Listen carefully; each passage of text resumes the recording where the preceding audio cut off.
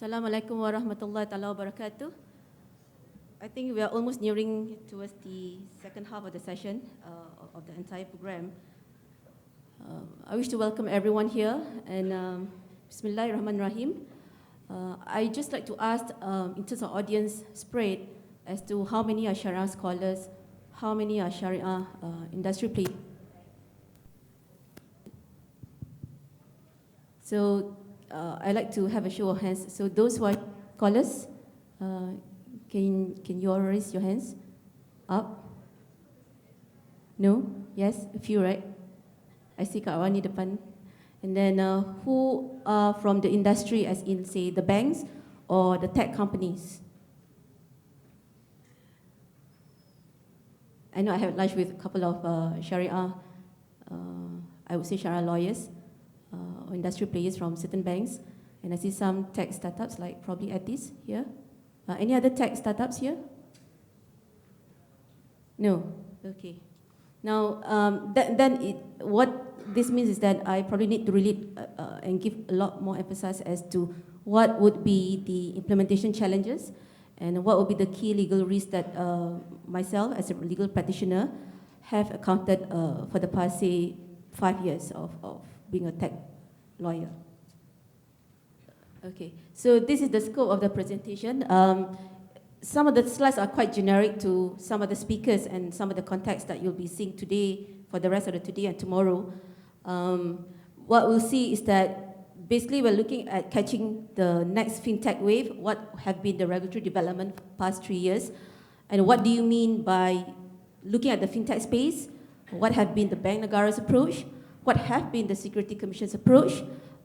We will also look at other regulators that are also regulating the fintech space, whether or not you like it. And we will also be looking at the new set of business that portrays a legal challenge to business alike. And we're also looking at some of the trends that are ongoing in the market.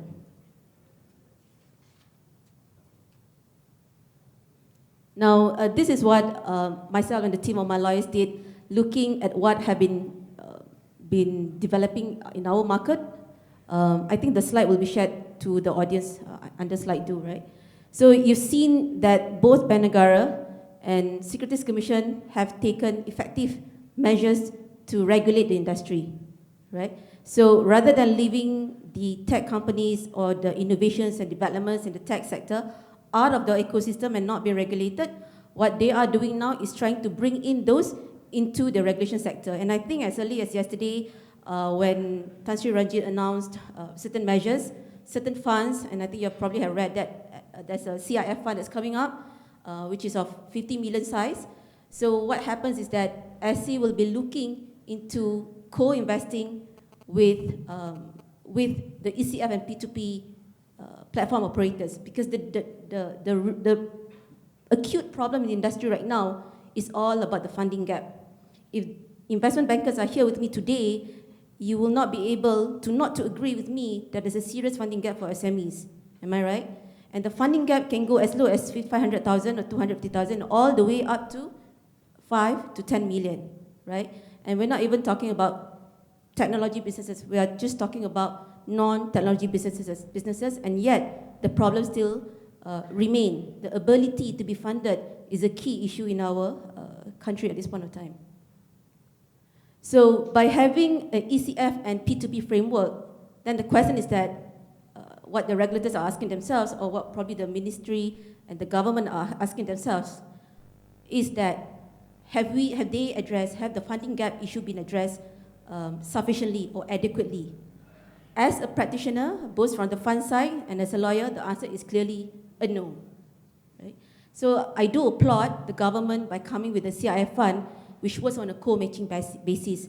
And based on our experience, what happens is that local VC players, what they do is that they do a co-matching program for themselves, for their own investees, for their investees to apply for government grants, government funds, under Cradle, for example, under Axiata Digital Innovation Fund, for example.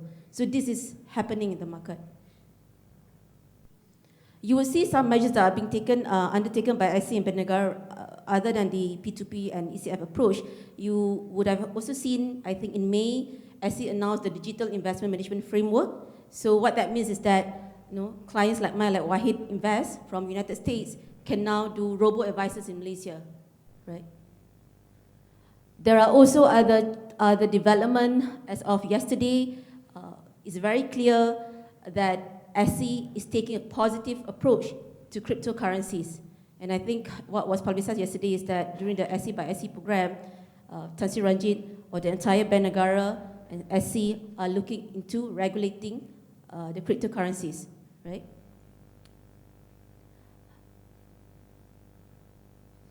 Okay, now we are dissecting a little bit about fintech. You probably have seen all this and maybe using this to a certain extent, right? There are money transfers, investment services, there are mobile money, payments, as you know, crowdfunding, robo-advisors, regulation tech, big data, and insurtech, right? So throughout my career as a lawyer, we've come across companies under all of these categories. Now, everyone will also know that there is the Bank Negara's approach, and there is this financial technology enabler group, which have then led to the creation of a sandbox approach, right? But then and again, the concern is that there are only a few companies, and these are the companies, I think it's way below. These are the approved participants in the sandbox, right? There's not many, right? There's only 6 so far.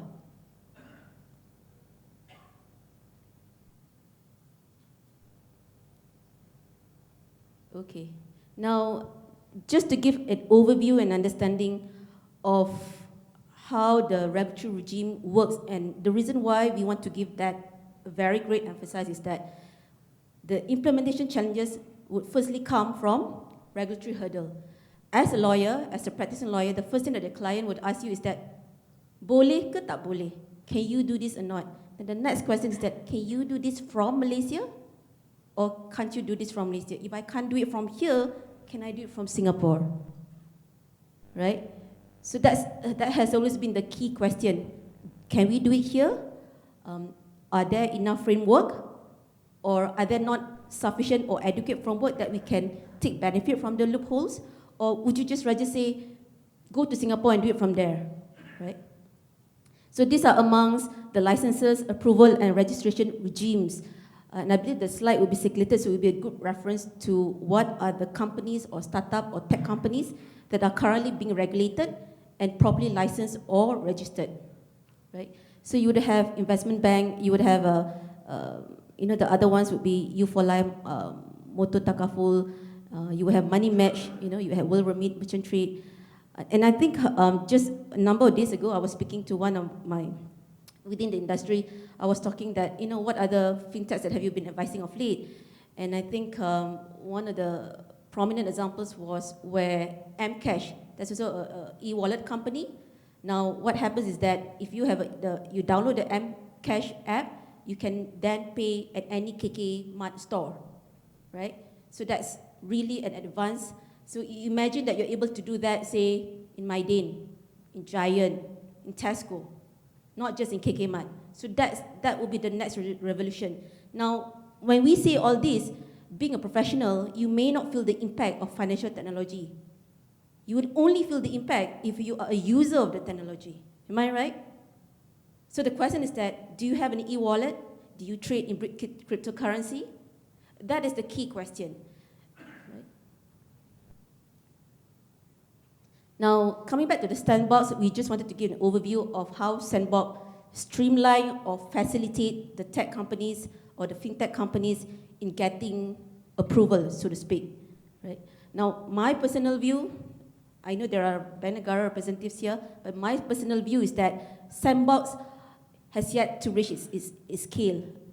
There are definitely more than 6 companies in the market. We've seen at least 20 companies. Whether or not they're regulated within the sandbox or whether or not they do, that's a question to consider. Because I think, if I'm not mistaken, I think even Puan Rajate has already highlighted what are the loopholes in you transferring money to Bangladesh. There are some loopholes in the system. Now, the Securities Commission's approach somehow may seem a little bit more popular, right? They always have the Infinity program, which is also ongoing today, so there's actually a clash between, for today's date. This is the second day of Infinity program, right? And what's most interesting is that there's also a dedicated department, just like the banks, there is a dedicated department that's named as Innovation, Digital and Strategy, right? So when we advise Nusa Capital, or formerly known as Atis Capital, to undertake the SC submission, apply for the P2P license, we met all the bunch of guys from SC from this particular department. And as of now, we are also undertaking a robo investment advisory application. These are the guys from which we also met to make them understand as to what the client is undertaking to do. Now, the most important thing is that we will come to the actual challenges, but the most important thing when dealing with financial technology companies or startups is that the first thing is always the legal challenge. And in order to go through all the legal challenges, how much time is needed? Because as you know, as a startup, the burn rate is very high because they are just a startup. 10,000 is also very high, 50,000 is very high. They don't have that much money to go by for the next, say, more than 1 year, right? Before they would do another round of fundraising. So the question is that, how much time do I need to engage with SC? How much time do I need to talk to Bank Negara? How much time if, for whatever reason, I need to speak to Kementerian Perumahan Kerajaan Tempatan, right? So the time frame, if we as lawyers forecast that this would normally take 6 months, the answer is, excuse me, Zurina, let me go somewhere else. I won't do it from here. I don't have much time. I don't have so much money to burn every month. Now, but what I've been emphasizing to startups of late is that SC is very, I would say, consultative. They're very, quote unquote, ready to accept, to have a dialogue with any industry players. So the most recent conversation we had is on robo-advisory, taking benefit of the new framework under digital investment management. Now, as you know, these are all the operators under the RMO. There are also other operators not under the equity crowdfunding and P2P. I think these are companies like Capital Bay. They operate supply chain finance. They are also registered as a RMO, registered market operator, right?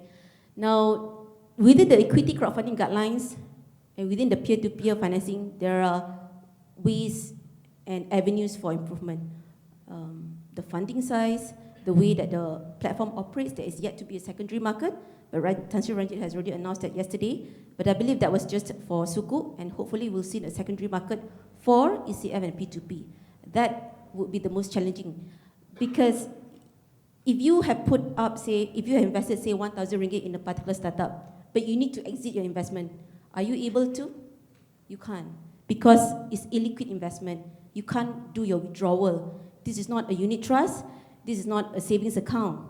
So how is it possible for you to be able to get back your investment in case of emergency? For whatever reason, you do need the money back. A secondary market would help to facilitate that. So if I'm not mistaken, quite a number of the operators there are also pushing for a secondary market for this segment. Yeah. So as I was saying, these are digital investment management framework is there in the guideline published on 9 May, December 2017. There is a financial hurdle there. There's a paid-up capital of 2 million required. There's a minimum shareholders fund of also 2 million that is required to be maintained at all times. And there's also a need on the business side to comply with the SC's digital value proposition. Yeah. So in our conversation with SC for a particular client, SC really wants to know what is your business model, in what way that you determine that your business model is compliant, what is the methodology that you use, what is the algorithm that you use, everything and anything under the sun, right? Now, as I mentioned, there are also other regulators for the fintech industry. It's not clearly set out, but based on our review and preview of all the legislation, there are certain overlapping jurisdictions, in particular, the money lending, right? Money lending is, we've also seen a number of companies wanting to innovate their own traditional businesses under the licensed money lending regime. So we receive a number of inquiries as well. And of course, we encourage it because it is merely making an offline business online. And that's the only difference, right? But what's more interesting than all this is that what sort of regime that you put in place, what sort of risk management that you put in place. I think we all would know that there's also the eKYC framework that has been announced by Bank Negara, which feedback was closed on 20th October 2017. So we'll see how the eKYC will be conducted online without the customer having to go to the bank to open a bank account, to open a savings bank account, to open any other investment account, right? Now, because fintech talks about or deals with new set of business, although it's probably not well said to be a new set of business, but it's an extension of the traditional business, there will be new set of legal challenges. As you know, law is always behind in terms of any advancement or movement. So the law always needs to catch up. So as you see now, there would always be overlapping regulatory requirements, as what we've seen just now. There will be issues with dealing with data. Who gets to keep? Who has the responsibilities to keep? Who has to identify which party? Now, as you know, Personal Data Protection Act always work what I call on a back-to-back basis. What we simply mean by that is that there is, if you remember, if you have read any personal data protection clause of any organization, especially the banks, which are quite lengthy, is that there would be a clause to say that I can disclose, right, to the parties that I specify here. And there will always be a sub-clause that is a blanket sub-clause to say that I can disclose to anybody that I wish or consider appropriate in the course of my business, right? So with that clause, what that means is that I can always disclose information to whoever I deem appropriate in the nature or in the course of my business. So there's always the issue of dealing with data. The next thing, as the earlier forum was mentioning, is that when you have a startup or a fintech company coming to the bank, then the question to the bank is that what sort of collaboration that we seal with the startup? Do we do a JV? Do we do a M&A? Or do we work on a sub-licensing model, right? Of course, the first two will be cumbersome, time-consuming, because you need the board's approval. Depending on the value of the transaction, you need your management committee to analyze. But what's more relevant is always to roll it out on a sub-licensing arrangement. And that has been what we've been doing in advising a particular supply chain company in extending their business to a particular Islamic bank. There's also the issue of protecting innovation. Who gets to keep the IP, the trademark? Now, if there is a JV, there will probably be a new co-incorporated, i.e. a SPV, a special purpose vehicle, where the bank will probably hold, say, 51%, and the tech founders will probably hold 49%. Then who gets to keep the IP? Who owns the trademark? Well, the answer is quite simple. It will be for the new co. Now, the problem starts when there is a dispute. The bank suddenly says, look, I want to buy over the entire business. I want to buy all the IPs. Now you need to transfer everything back to me. This may have happened in the past through our experience. Not a bank, but shareholders-wise. Now, there will be certain key challenges that we have outlined here, and these are the common ones. They fall under the a number of categories. Number one is regulatory risk.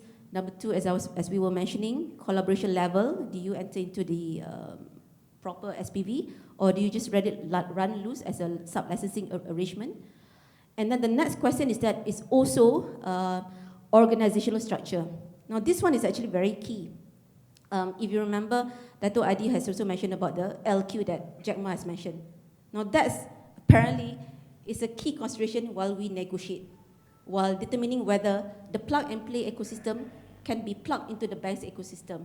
It's always the human's emotion first, rather than whether or not the system can be plug and play, right? So system is just, it's like stamping. It is like a drawer that you push it into the cupboard and it gets in, is there. But the people who wants to adopt to the idea, the people who's willing to take it on and implement it, the people who are willing to innovate and accept challenge, right? These are the key challenges.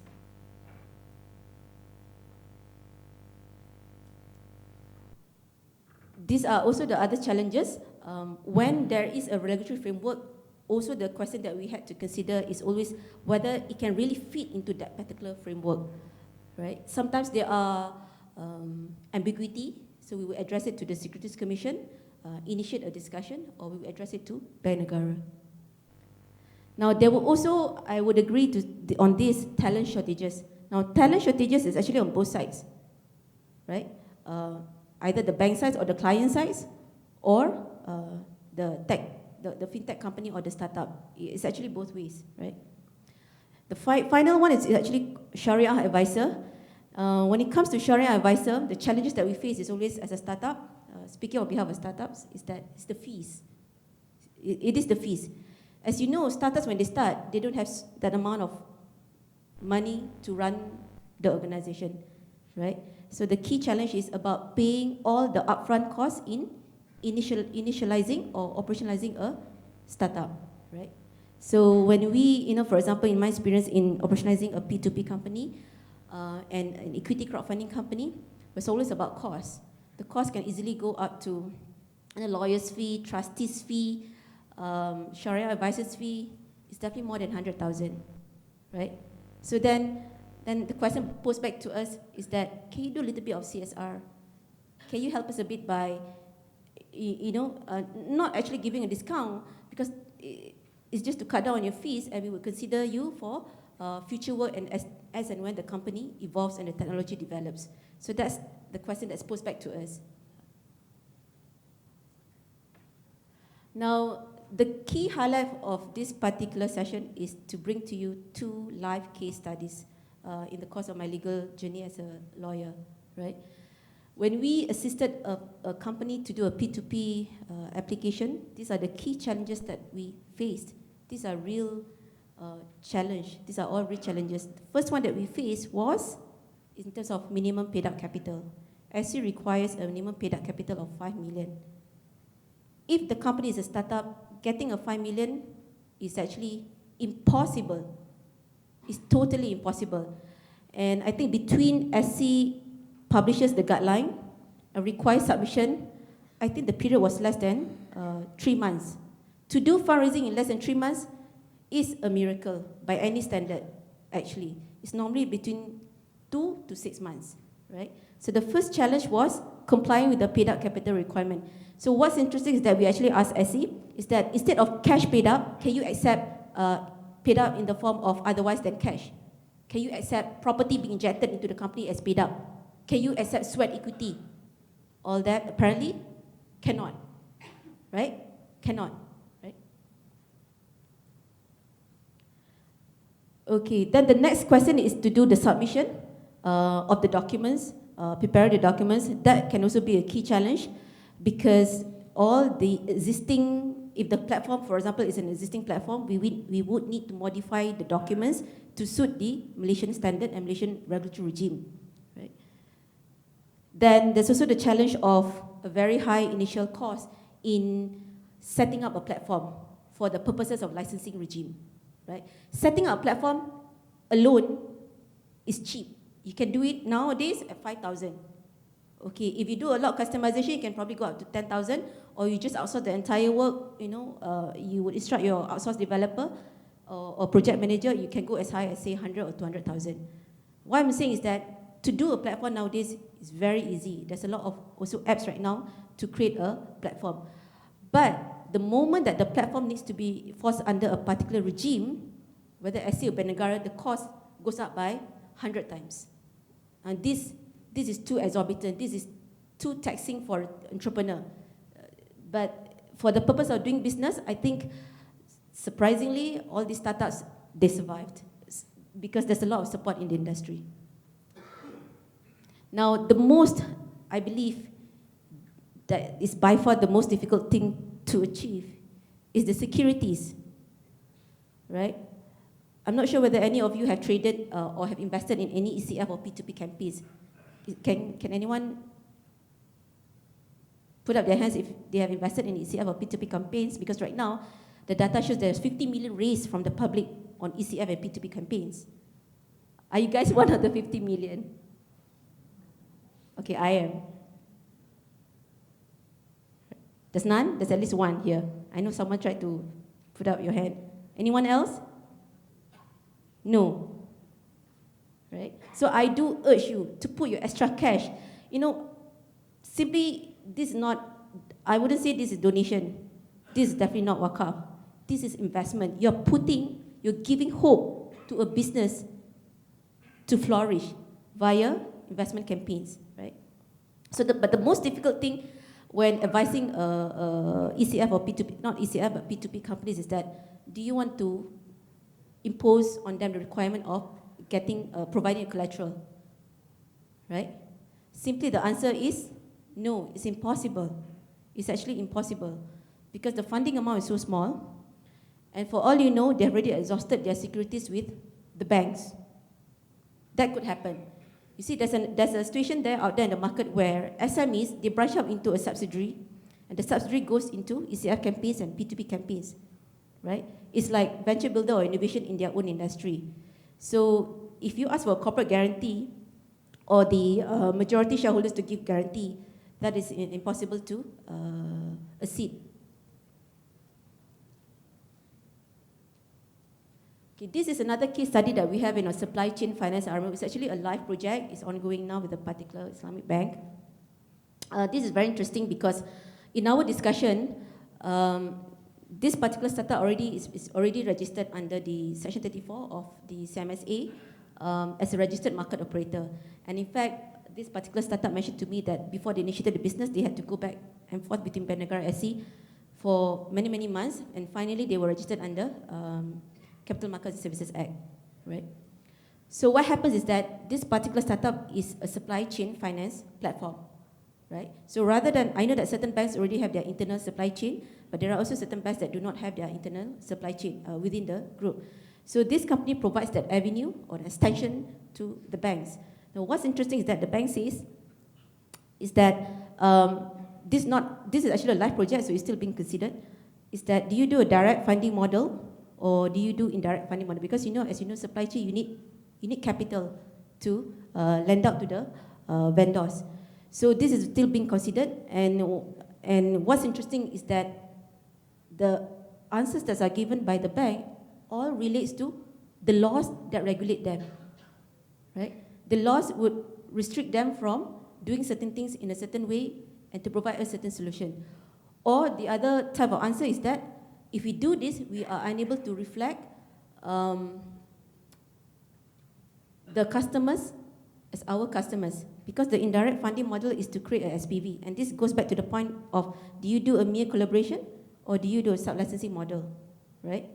So it's actually very interesting because when we anticipated that this project would be launched by year end, until today, I think we're still undertaking the discussion as to what will be the best model for all the stakeholders. Right?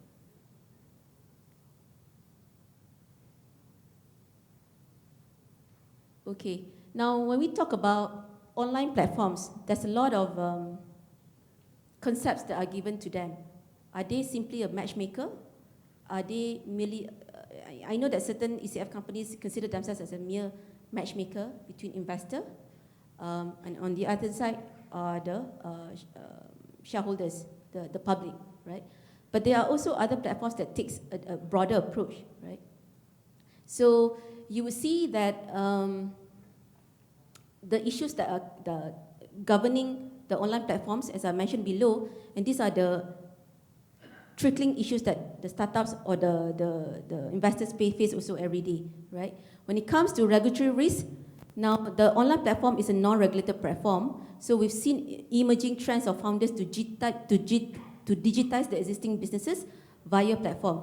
As an example, is money lending, right? Now, as I mentioned, there's also the issue of organizational culture. Many founders would struggle to take the platform off the ground due to lack of expertise in project management, and there's also the issue of dealing with confidential issues, right? Then there's also the compliance issues, your AML and KYC, management of personal data and privacy. I think to this, I would like to relate a personal experience when advising a particular ECF companies is that when we do the KYC analysis, now because it's an online platform, how do you verify your investor? How do you do your verification of your investor? Because everything is just registered online. It's like filling in a form, filling names, IC, your date of birth, your address, and that's it. But what is the document that evidences that you are an actual person? Right? So one particular school of thought says that I need your IC or your passport. I need your utility bill. Right? And I think they also asked for another document if the utility bill is where they are, or the proof of ownership, right, of a house. Let's say it's not your SMP, but they ask for a different thing, not the title, but something else that will reflect that you own the house, right? So over time, what happens is that 1 year down the road, when I got in touch with the platform, with the ECF company, they said that nobody wants to give utility bill. They just want to give IC only. So instead of IC and utility bill, we just say IC. Then they ask me, what if they don't want to give IC also? Because it may subject to the IC being copied, and they worry, right? So I think the debate actually stopped there, because there cannot be no provision of evidence of authentication of who you are. There cannot be. That's impossible. Then who are you? Are you a human? Or are you a robot? Are you an AI that interrupts into the system? Who are you, right? There has to be some identification. So I think if you were to register into, say, why not take a test later? Not with me, but by registering yourselves with all the online platforms. Go and register with Pichi. Go and register with Crowdo. Go and register with Nusa Capital. Go and register with Funded by Me or Alice & Co. Go and register with all these companies. Ask, see what do they ask from you. What are the documents they ask from you for you to validate that you exist, that you are a proper investor. That's the KYC that's being done, right? So even before the Bank Negara issues the eKYC, all the platforms are already adopting eKYC, right? And just to share with you, even all the documents are also not signed. It's all e-signed. It's not handwritten signed. It's not handwritten signature, but it's all virtually signed by clicking on the button, I agree, I accept. I agree, I accept, right? Now, being an advisor of certain crowdfunding platforms, it's fair for us to say and look into what has been at risk so far. So number one is the legal risk. The KYC itself actually poses some risk. The assessment, the due diligence, credit scoring. I remember Essie was asking my client at that time, what sort of credit scoring system that you use, right? And they really wanted to know what methodology do you use, and whether or not it will be equivalent to the bank, or is it of a lower standard, and what will be the reasons why, right? Okay, the other concern is also about collection of payments. Now, this is not a project where you can have a deed of assignment or assignment of contract proceeds, right? It doesn't exist in the P2P mechanism at this point of time. The P2P companies have not reached that level of sophistication, no, right? So the banks can take collateral, the banks can take assignment of contract proceeds. Here, you can't. You can't, right? So then the last question is that if there is an actual default after repeated reminders, or if they have absconded, what would be the kind of legal actions that you can enforce on the company? Right.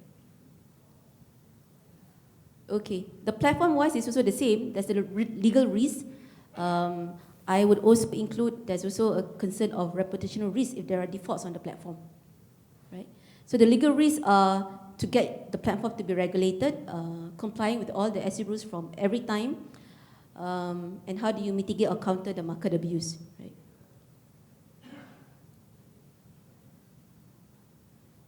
I think there was a recent personal data breach recently. I think it was just to highlight current issues, right? So these are the trends that's coming up. So I think what is key here is that in implementation challenges, and all the legal risks, it all boils down to industry participation and what would be the expectation of all the stakeholders involved, right? So we've seen a lot of problems, but I would like to share with you that the startups or the founders or the management of the companies were able to ride all these challenges up to this point. And I think I do wish to give them a big round of applause. Yeah? And I think we all should do too.